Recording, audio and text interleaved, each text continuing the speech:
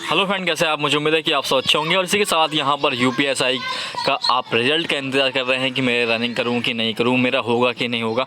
मेरे 85 नंबर है, 80 नंबर है, 90 नंबर है, 100 नंबर है, 120 नंबर है। आपके जितने भी नंबर हैं तो मैं आपको बताने वाला हूँ आप रनिंग कैसे करें, क्यों करें, किस वजह से करें और आपको क्या फ़ायदा हो सकता है। और 9534 की जो भर्ती है उसमें आपका रास्ता साफ़ हो रहा है कि नहीं हो रहा है। और 10 फरवरी से चुनाव है, उसमें क्या होगा, भर्ती पहले क्लियर कराई जाएगी या चुनाव के बाद क्लियर कराई जाएगी, वो सारी जानकारी मैं आपको इस वीडियो के अंदर देने वाला हूँ। तो वीडियो को लास्ट तक देखिए। उसके पहले मैं कुछ दिखाना चाहता हूँ।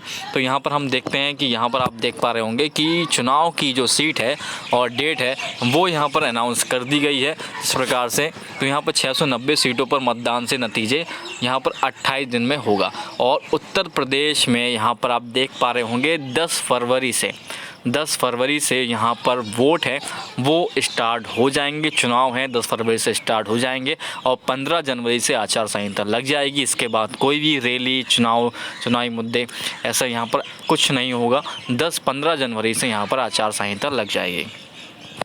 और यहाँ पर देख पा रहे हैं उत्तर प्रदेश का 10 फरवरी, 14 फरवरी, 20 फरवरी, 23 फरवरी, 27 फरवरी और 3 मार्च और 7 मार्च, ये यहाँ पर डेट रखी गई है चुनाव की।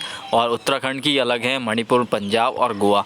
हमें उत्तर प्रदेश से लेना देना है क्योंकि हमारी यूपी की भर्ती है। तो यूपी दरोगा की भर्ती है, तो क्या हुआ है, किस प्रकार से, तो यहाँ पर 85 से 95 वाले रनिंग करें कि नहीं करें वो भी आपको बताया जाएगा। और रिज़ल्ट यहाँ पर मैं आपको बताना चाहूँ, जल्द से जल्द रिज़ल्ट आने वाला है। केवल यहाँ पर आपको 2-3 दिन का वेट करना है, इसके अंदर रिज़ल्ट आ जाए। क्या पता परसों ही रिज़ल्ट आ जाए आपका, मंडे या ट्यूसडे को आपका रिज़ल्ट आ जाए। तो आपको यहाँ पर वेट करना है केवल 2-3 दिन का। तो यहाँ पर मैं आपको बताना चाहूँगा सबसे पहले तो दरोगा भर्ती के बारे में। और आपने सुना होगा कि यहाँ पर 2016 की जो भर्ती है वो क्लियर हो गई है। यहाँ पर जो कोर्ट का जो फैसला था, यहाँ पर कोर्ट ने पहले रिजर्व कर रखा था कि जैसे ही चुनाव चलेंगे, चुनाव का मुद्दा चलेगा और ये भर्ती है उसके बारे में यहाँ पर उनको पता था। 1 साल पहले ही उनके पास यहाँ पर ऑर्डर आ चुका था किसके पक्ष में गया है फैसला।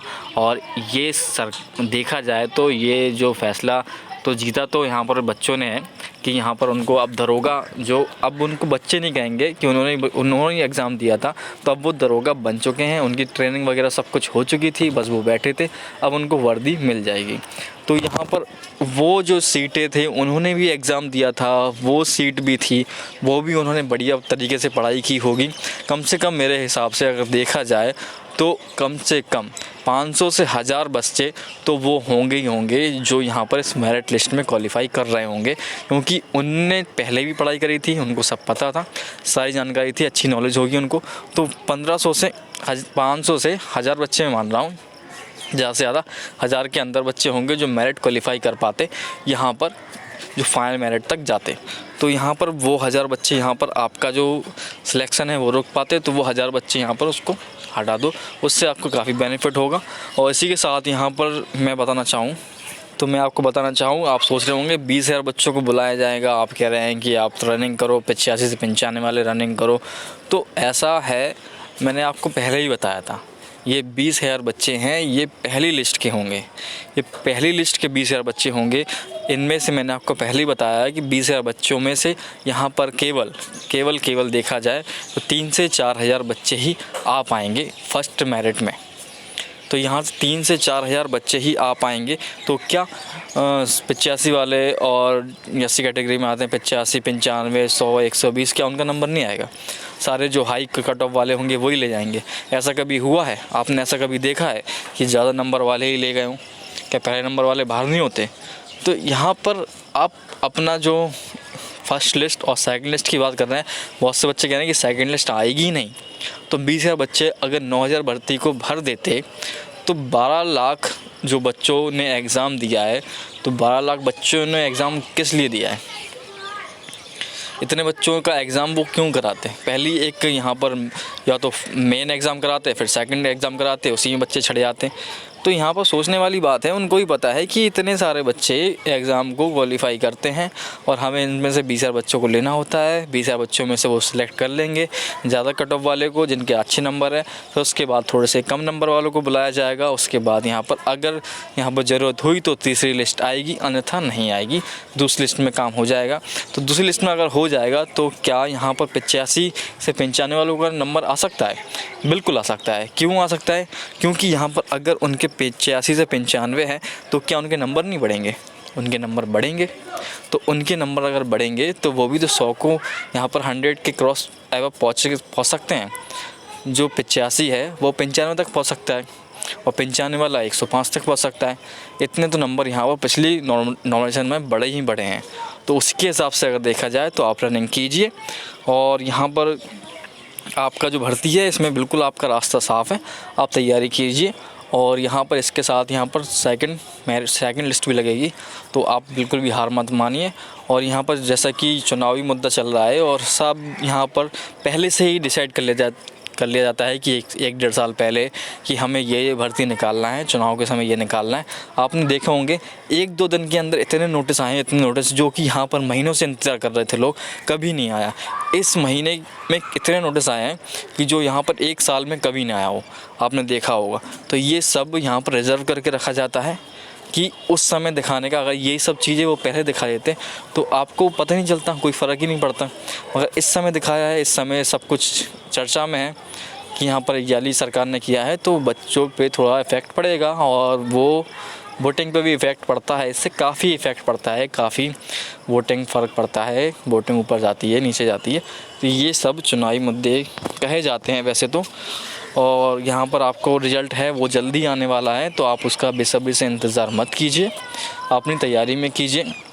अगर आप दूसरी तैयारी कर रहे हैं, आपका लेखपाल का फॉर्म भरा है, आप उसकी तैयारी कीजिए अगर आपके पैट में अच्छे नंबर हैं।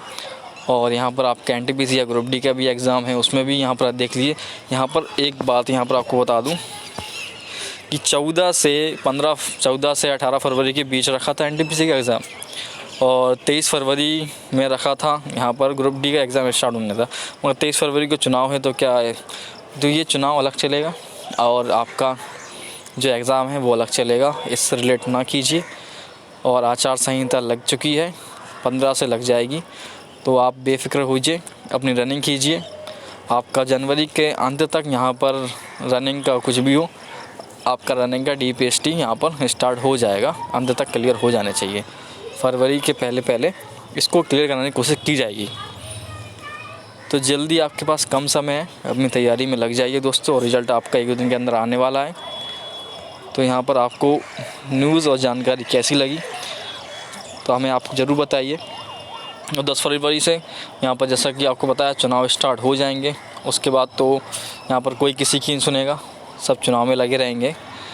आप अपनी तैयारी करते रहना और जैसा भी हो, जो भी आपको कमेंट में पूछना हो आप हमसे पूछ सकते हैं कि हमारा इतने नंबर है, हमारा होगा कि नहीं होगा। मैंने आपको पूरी डिटेल बता दी है, किस किस कारण से आपका हो सकता है। वो कारण अपने पॉइंट है एक बना के रख लीजिए कि हाँ इतने पॉइंट हैं। अगर ये सारे पॉइंट आपके सही नहीं बैठ रहे हैं तो फिर आप ज़रूर बेशक कुछ भी नहीं कीजिए, अपनी दूसरी तैयारी में लगिए। ठीक है दोस्तों। और पिछली जो भर्ती होती है उनसे रिलेट करके बहुत कुछ जानकारी मिलती है। तो नॉर्मलाइजेशन में बहुत फ़र्क पड़ता है। बच्चों के जो नंबर कम होते हैं उनके नंबर बढ़ जाते हैं, जिनके नंबर ज़्यादा होते हैं उनके कम हो जाते हैं, तो लेवल में बराबर आ जाता है। तो अभी ये रिज़ल्ट आपका डिसाइड करेगा कि आपको क्या करना चाहिए। कोई किसी की बातों में आप ना आए, अपने दिमाग से सोचिए मुझे करना चाहिए कि नहीं करना चाहिए। आप जगह जगह वीडियो मत देखिए, आपको जहाँ अच्छा लगे वहाँ देखिए। थैंक यू दोस्तों, आपको अगली वीडियो मिलेंगे और भी अच्छी जानकारी लेकर।